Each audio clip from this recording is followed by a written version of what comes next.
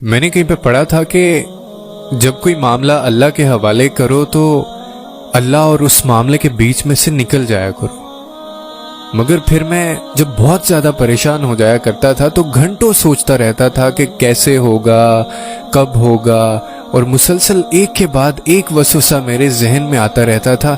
مگر اب اس وقت کو سوچوں تو بہت ہنسی آتی ہے مجھے، اور کبھی کبھی تو کہکا بھی لگا دیتا ہوں، کیونکہ سارے معاملات سلجھ گئے ہیں، اور جو مانگا تھا اس سے بہترین مل چکا ہے، اور جو نہیں ملا تھا اس کے پیچھے کی مصلحت سمجھ آ چکی ہے۔ ہم انسان نہ ایسے ہی ہوتے ہیں، جب ہمیں اسباب نظر آ رہے ہوتے ہیں تو ہم مطمئن رہتے ہیں، اور جب کچھ نظر نہیں آتا تو پاگل ہو جاتے ہیں، وہ بھی سوچتے ہیں جو ہونا نہیں ہے۔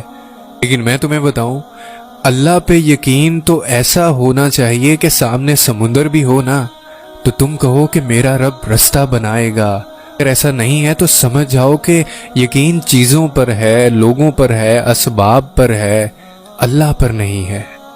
یقین رکھو تمہارے مسئلے جتنے بھی بڑے ہوں اللہ سے تو بڑے نہیں ہو سکتے نا۔ جو چیز تمہیں ہزاروں دعاؤں کے باوجود نہیں دی جا رہی اس پر تمہیں مطمئن کر دیا جائے گا۔ ایک دن تمہیں مصلحتیں ساری سمجھ آنے لگیں گی اور سمجھا دی جائیں گی، اس سے بہتر عطا کر دیا جائے گا۔